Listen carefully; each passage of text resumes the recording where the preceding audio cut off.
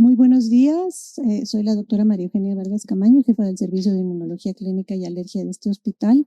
Y antes que nada, quiero agradecer la gentileza de la doctora Nora Rosas y de la doctora Sandra Muñoz de invitarme a darles esta pequeña plática acerca de la rinitis alérgica, que pudiera parecer un padecimiento muy leve y muy superficial, pero que tiene connotaciones graves. Nosotros aquí, como alta especialidad, únicamente vemos pacientes con vemos pacientes con comorbilidades importantes, como serían neoplasias y enfermedades autoinmunes que tengan rinitis alérgica, pero no por eso deja de tener importancia este padecimiento. Vamos a hablar de lo que es la rinitis crónica. Es una inflamación de la mucosa nasal que, para que consideremos que sea crónica, debe durar 1 hora diaria, 2 o más semanas, con 2 o más de los síntomas característicos, que son congestión u obstrucción nasal, rinorrea, hialina, anterior o posterior, estornudos, prurito. Y la rinitis alérgica realmente es un problema de salud pública porque tiene una prevalencia en adultos demostrada en Estados Unidos de 20% y se considera la enfermedad crónica no comunicable más frecuente en niños en Estados Unidos, que 1 de cada 6, con estadísticas que van del 30 al 46% de afectación. La pérdida en gastos directos son entre 2 y 5 mil millones de dólares en gastos directos y de 2 a 4 mil millones en la productividad de las personas que padecen esta enfermedad. No hay nada más rinitis alérgica. Como ustedes pueden ver aquí, tenemos el universo de la rinitis, que tenemos primero una inflamación mediada por IgE, que es el endotipo más frecuente asociado a alergenos, pero también tenemos una inflamación no mediada por IgE, y entonces aquí se pueden traslapar los endotipos de la rinitis. Por eso es muy importante hacer el diagnóstico oportuno. Tenemos muchos mecanismos desconocidos que están influyendo, entre los que pueden presentarse alteraciones ciliares de la mucosa, alteraciones, anormalidades estructurales y alteraciones hormonales. Porque podemos tener la rinitis atrófica y la rinitis del anciano, que es muy importante, la que puede ser inducida por drogas, la ocupacional por exposición a sustancias tóxicas. La más frecuente y reconocida es el fenotipo, el endotipo más conocido, el de rinitis alérgica, y todas estas rinitis con la inflamación crónica pueden derivar hacia una rinosinusitis crónica o a una rinosinusitis aguda. No hay que descartar las causas neurogénicas, y para hacer todavía más complejo el problema, vamos a tener la rinitis idiopática, que no podemos atribuirla a ninguna causa y va a tener componente inflamatorio que no es alérgico. Entonces, como ya vimos, puede ser infecciosa, alérgica, ocupacional, inducida por fármacos, hormonal, otras causas. Hay una rinitis no alérgica que tiene una infiltración eosinofílica, que esto está dado por alteraciones en la inmunidad innata, la rinitis por irritantes, por alimentos, emocional, atrófica y finalmente la idiopática. Entonces, no es tan fácil hacer el diagnóstico de una rinitis crónica. Tiene que participar no solo el médico de primer contacto, sino también el otorrinolaringólogo y también el alergólogo. La clasificación actual más sencilla de la rinitis alérgica está dada por la iniciativa ARIA, que es la influencia de la rinitis alérgica en la evolución a asma, y se puede clasificar como intermitente, que dura menos de 4 días a la semana con una duración de 4 semanas, o persistente, que son más de 4 días a la semana con una duración de más de 4 semanas. Puede ser leve cuando no tiene alteraciones en el sueño, no impide las actividades diarias, el paciente puede hacer deporte en su tiempo libre, puede ir a la escuela y no tiene síntomas problemáticos, pero puede ser moderada a grave cuando incluye uno más de estos puntos: el sueño anormal, el impedimento de las actividades diarias como deporte, el tiempo libre, con alteraciones en la escolaridad o en el trabajo, y que nos está dando unos síntomas problemáticos. Esta es una clasificación que está datando desde hace muchos años, se acaba de revisar en las últimas guías y no se modificó ahora en la revisión del 2020. Los fenotipos, según la gravedad, pues la podemos tener en leve, moderada, o esta que es se denomina SQUAT, que es una enfermedad grave, de las vías respiratorias altas por duración, la podemos tener en persistente o intermitente, en aguda y crónica, y por la temporalidad puede ser estacional, perenne, ocupacional, y los síntomas, fundamentalmente los pacientes pueden ser con rinorrea, es decir, escurridores con una nariz que está drenando en forma continua, o bloqueadores que tienen una obstrucción nasal persistente. De acuerdo al control, se puede poner controlada o no controlada, y el tratamiento se divide en respondedores y no respondedores. Entonces, todo esto tenemos que hacer para poder clasificar una rinitis, y pasamos al endotipo mejor definido, que es la rinitis alérgica. Esto, según la guía ARIA, eso está una condición inflamatoria causada por la interacción de la IgE con el espectro de los alergenos ambientales. Un alergeno es un antígeno que se encuentra en la naturaleza y que no le causa reacción a la mayoría de la población, pero un porcentaje de la población, que lo tenemos definido entre el 10 y el 35%, sí va a tener reacción a estos alergenos. Y estos alergenos pueden ser pólenes de pastos o de malezas, de árboles, caspas de animales como el perro, el gato, hasta los roedores, los hongos y fundamentalmente los ácaros del polvo casero. Entonces, vamos a ver la prevalencia de la rinitis alérgica en México. Se hizo un estudio, el estudio ISAC, que es el más grande que se ha hecho a nivel mundial, y la fase mexicana, en la fase 3, se hizo en niños de 6 a 7 años a través de un cuestionario, y en niños de 13 a 14 años que llenaban un cuestionario en 9 centros del país. Entonces, reclutó una gran cantidad de pacientes y encontramos que la variación entre 6 a 7 años va a ser un total de más del 12%, y en 13 a 14 años más del 17.6%, lo cual no es un problema menor, es un problema grave, y si la sintomatología es grave y persistente, pues va a impedir muchas actividades del paciente. Esto se corroboró en varias ciudades del país con un cuestionario validado derivado del ISAC en este estudio que se hizo en Puebla, en Hidalgo, en Mérida y en Cancún. Entonces, aquí hicieron este cuestionario entre estos niños y salieron unas frecuencias bastante similares a las que se presentan en el ISAC, considerando que la afectación total puede variar del 12 al 20% de la población menor de 18 años. Entonces, esto es una repercusión muy importante, una repercusión que tenemos que tener en cuenta, y sobre todo, sí sabemos que el tratamiento puede modificar fundamentalmente la evolución natural de la enfermedad. ¿Por qué se produce la rinitis alérgica? Vamos a la fisiopatología, que se centra en los basófilos y las células cebadas. Estos tienen receptores, múltiples receptores en su superficie, pero lo que resalta es que tienen receptores de IgE. Esta IgE se produce en la primera exposición alergénica, y en la segunda exposición alergénica, el alergeno, esta IgE se deposita en las paredes, se coloca en las paredes de las células cebadas y de los basófilos, y en la segunda exposición alergénica, esta IgE va a causar una degranulación de la célula cebada con cambios importantísimos en la membrana celular, que va a llevar a la liberación de múltiples mediadores. Vamos a tener mediadores preformados, como son las histaminas, las proteasas y los proteoglicanos. Y en el momento de la reacción, a través de una activación del metabolismo del ácido araquidónico, vamos a tener, a través de las vías de la ciclooxigenasa y la lipooxigenasa, la formación de prostaglandinas y leucotrienos. Y posteriormente, en la fase más tardía, vamos a tener la formación de una cantidad importante de citocinas, entre las que se incluyen la 1, la 4, la 5, la 6, la 11 y la 18, además de factores quimiotácticos celulares de eosinófilos, sobre todo, y de polimorfonucleares, que van a aumentar la reacción inflamatoria. ¿Qué repercusión tiene? Bueno, aquí vemos más esquemáticamente y todos estos mediadores van a ir a dar a los órganos blancos.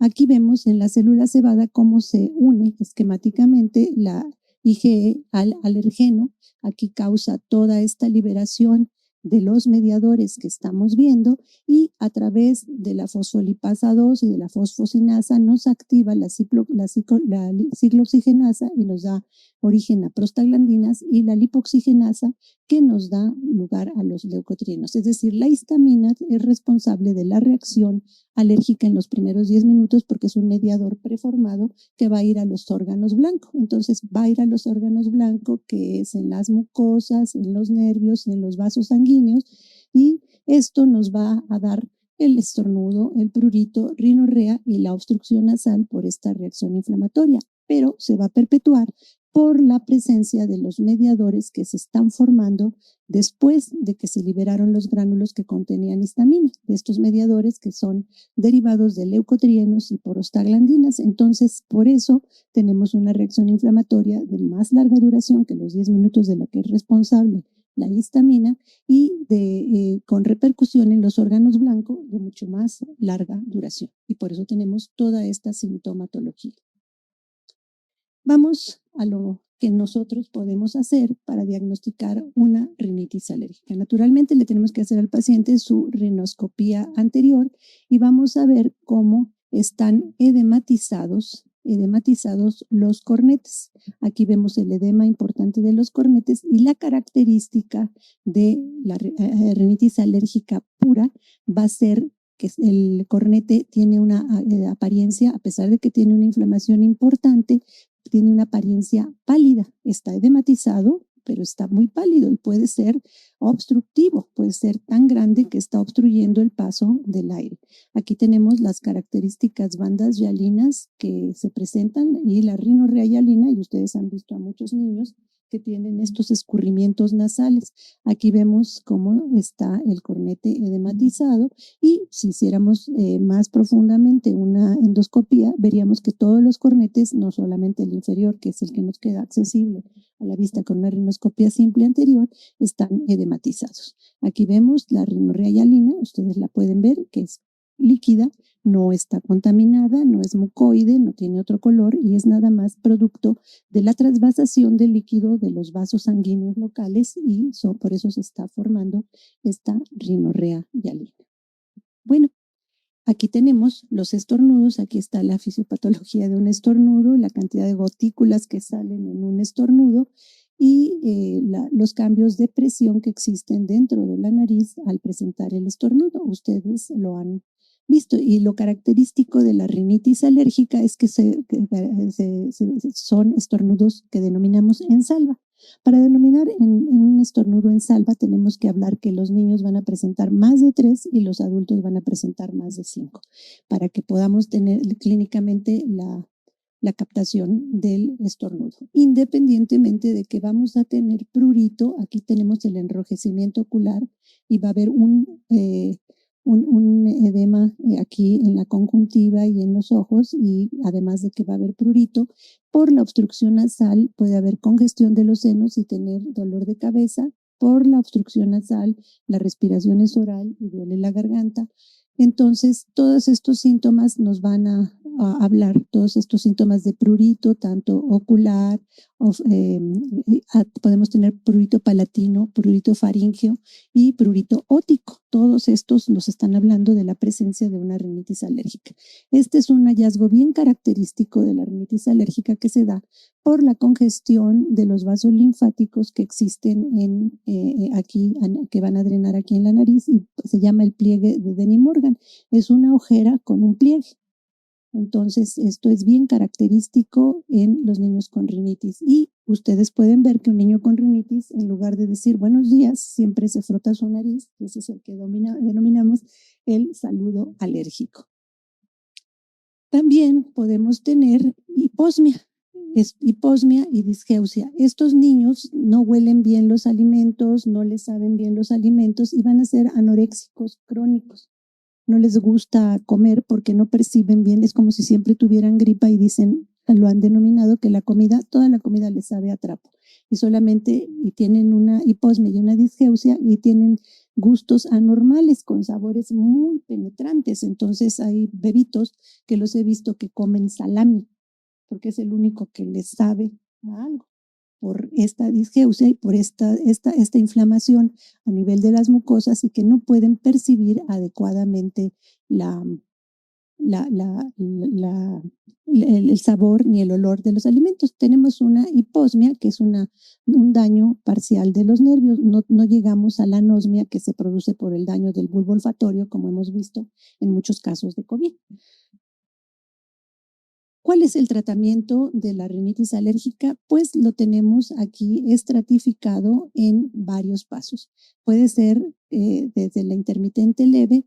Siempre hay que dar antihistamínicos, es un paso generalizado que puede ser un antihistamínico contra receptores H2 que no sea sedante de segunda generación, que puede ser oral o puede ser tópico. Los antagonistas de receptores de leucotrienos están indicados también desde las primeras fases siempre. Y las cromonas tópicas, que ya no utilizamos aquí en México porque no hay, también pueden utilizarse desde la rinitis intermitente, moderada y grave, y también a partir de este paso vamos a estar utilizando los corticoides tópicos nasales. Esta es la piedra angular del tratamiento. Como pueden ver ustedes, son los corticoides tópicos nasales, los antagonistas de los receptores de leucotrienos y los antihistamínicos de segunda generación. El descongestionante tópico nasal no debe utilizarse más de 10 días, tampoco el oral, porque puede causar reacciones de rebote y puede causar taquifilaxia, es decir, los primeros días va a descongestionar adecuadamente y va a reducir el tamaño de la obstrucción nasal, pero cada vez se va a requerir más descongestionante y en menos tiempo para hacer efectiva esta acción. Y podemos combinar todos estos medicamentos en la persistente, moderada y grave. Siempre hay que evitar los alérgenos y los irritantes. Los alérgenos y los irritantes, como los colectores de polvo que pueden estar en las habitaciones de los pequeños, en donde se coleccionan una gran cantidad de ácaros, como son las alfombras, las cortinas, los muñecos de peluche, los libros. Esos se deben evitar, que es la sensibilización más frecuente. El niño no puede evitar tener la mascota, si es un perro o un gato el que le está dando el problema.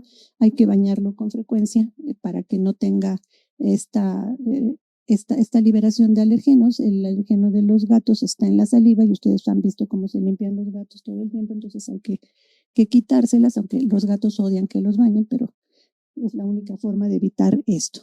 Pero no es habitualmente una medida efectiva. Y la piedra angular, lo que va a modificar radicalmente la evolución de la enfermedad y lo que va a llegar a tener hasta una curación de la rinitis, es la inmunoterapia con alérgenos. Este tratamiento, que durante muchos años se vio menospreciado porque incluía utilizar pólenes y algunas fracciones de alergenos, que decían que era una práctica chamánica, pero no, ya la biología molecular nos ha orientado y tenemos ya hasta determinantes alergénicos tipificados molecularmente, y ya sabemos cuáles son las acciones, cuáles son sus características químico-biológicas y por qué están causando este problema.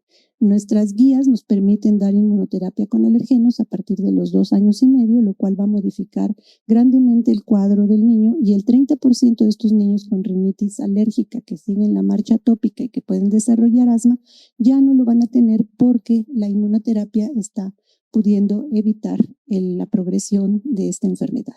Independientemente de que una inmunoterapia bien realizada puede evitar sensibilizaciones posteriores a otros alergenos. Quiero pasar esta. Ya. La anterior. La anterior. Aquí está el algoritmo de diagnóstico y tratamiento, que está publicado desde la primera guía, de las primeras guías ARIA, desde el 2003, 2010, 2008 y revisada en 2020, que al hacer el diagnóstico hay que dar los tratamientos así como son en escalones. Aquí vemos que se tienen que evitar los alergenos, y si hay conjuntivitis se tiene que dar tratamiento, valorar la presencia de asma, porque a menudo coexisten rinitis alérgica con asma.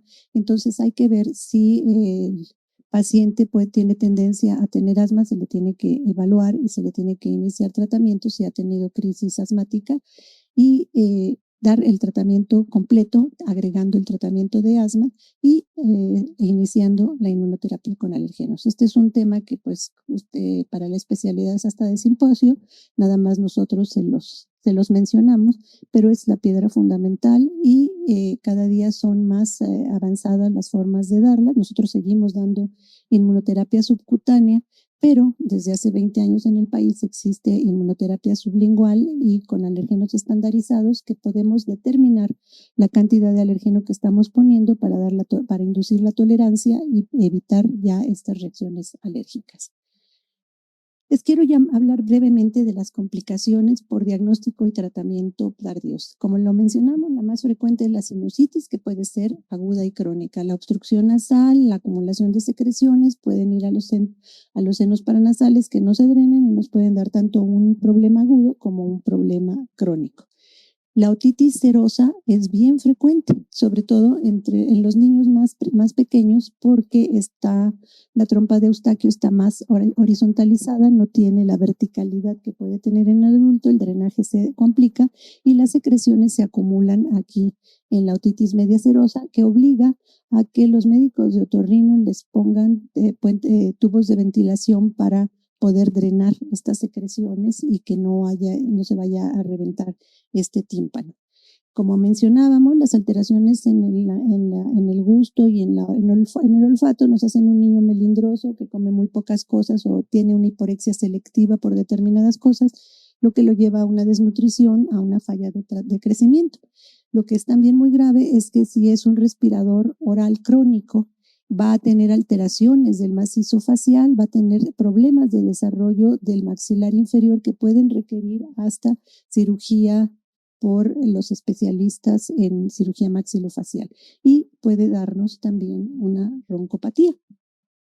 La respiración oral tampoco es una de las causas más frecuentes que tenemos de que el paciente tenga hipertrofia amigdalina. Y esta hipertrofia amigdalina nos va a llevar a muy frecuentes infecciones faríngeas y que van a requerir tratamiento antibiótico porque pues nos está respirando por la nariz y el aire es un químico que está quemando la garganta. Un tejido quemado se infecta con muchísima más facilidad que un tejido que no está inflamado ni está recibiendo esta agresión. El problema de esta hipertrofia amigdalina es que muchas veces los pacientes son sometidos a amigdalectomía y la amigdalectomía no es inocua. La amigdalectomía va a tener cambios, por ejemplo, que posterior a la amigdalectomía vamos a encontrar el acúmulo de numerosas secreciones blanquecinas, va a haber una lengua inflamada, va a haber una úvula inflamada y va a haber una respiración alterada.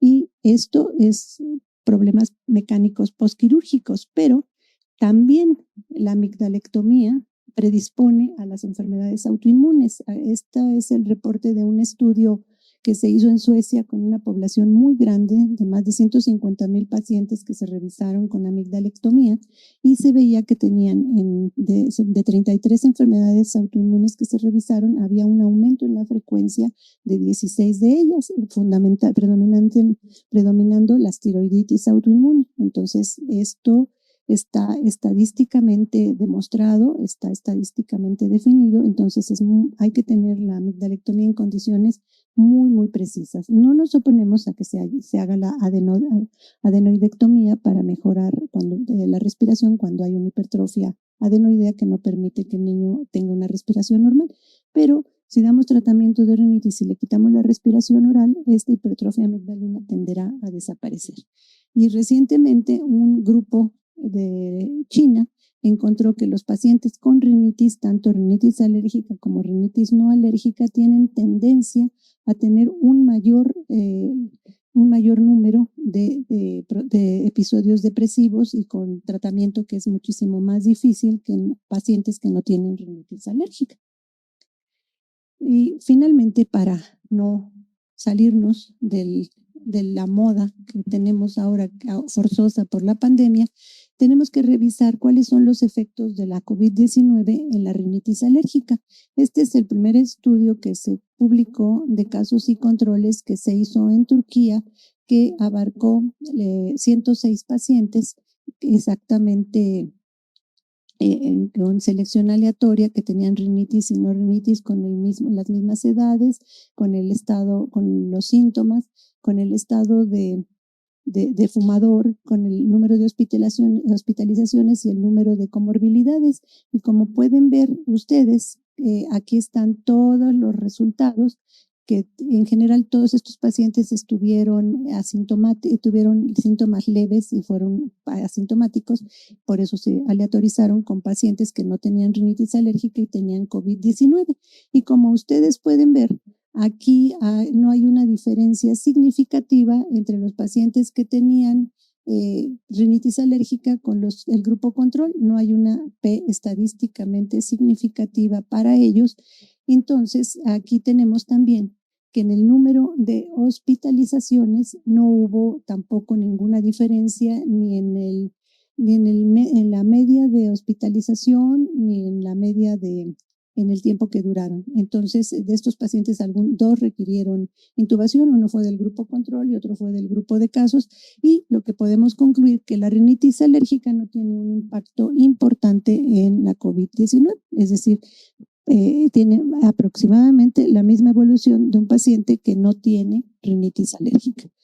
Y lo que se me hace muy rescatable es este cuestionario que se hizo entre el Colegio Europeo y el Colegio Americano para distinguir los síntomas de COVID-19 con resfriado común y rinitis alérgica.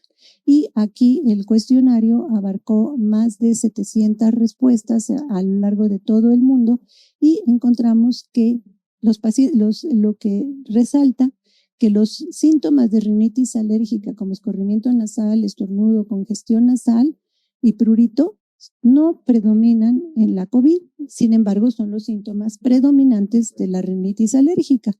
Los pacientes con COVID no tienen prurito nasal, y los pacientes con resfriado y rinitis sí van a tener prurito nasal. Los pacientes con COVID pueden tener dolor nasal, algo que no aparece ni en la COVID-19 ni en la rinitis alérgica. El dolor ocular pudiera presentarse en la COVID, pero no se presenta ni en el resfriado común ni en la rinitis alérgica. El enrojecimiento ocular pudiera presentarse en la COVID, no existe en el resfriado común y es muy común en la rinitis alérgica. Y esto es lo que más llama la atención de todo el cuestionario que hicieron. Es decir, que si el paciente tiene más de 3 síntomas nasales, lo más seguro es que tenga un resfriado común o una rinitis alérgica, y hay que hacer la semiología al respecto para definir qué es lo que tiene y qué es lo que no, pero evidentemente más de 3 síntomas nasales estamos descartando que tenga la COVID-19. La función olfatoria, como les decía, los niños las personas con rinitis alérgica tienen hiposmia, y aquí hemos visto que la anosmia ha sido algo frecuente. Los pacientes con resfriado a veces lo tienen. Estos pacientes tienen un gusto alterado y no es tan frecuente como en el resfriado común y la rinitis alérgica. Lo que es más común aquí es la disnea y la tos, esa tos seca importante, que pudiera ser común también en el resfriado, y cuando el paciente con rinitis tiene asma pudiera tener tos. Aquí, los pacientes con COVID-19 no tienen sibilancias, no tienen dolor de garganta, algo que es bien común en resfriado común, y que no van a tener nunca sibilancias. Si el paciente con rinitis tiene asma, sí va a tener sibilancias, y el dolor de garganta es bastante raro en rinitis alérgica, más bien es una sensación de obstrucción. Aquí no se incluyeron, aquí ven ustedes cómo se hizo el análisis estadístico de los pacientes con COVID, y que tiene el resultado es que sí es estadísticamente significativo el resultado de este cuestionario de 15 preguntas. No se incluyeron estos ítems como fatiga extrema, fiebre u otras comorbilidades, pero no influyeron en los resultados. Es decir, este cuestionario está validado, este cuestionario se puede utilizar para hacer el diagnóstico diferencial y esto es lo que nos aporta este position paper del Colegio Europeo y del Colegio Americano de Alergia e Inmunología. Y bueno, es mi última. Les agradezco muchísimo su atención y la invitación a participar en este evento tan importante para nuestro hospital. Muchísimas gracias.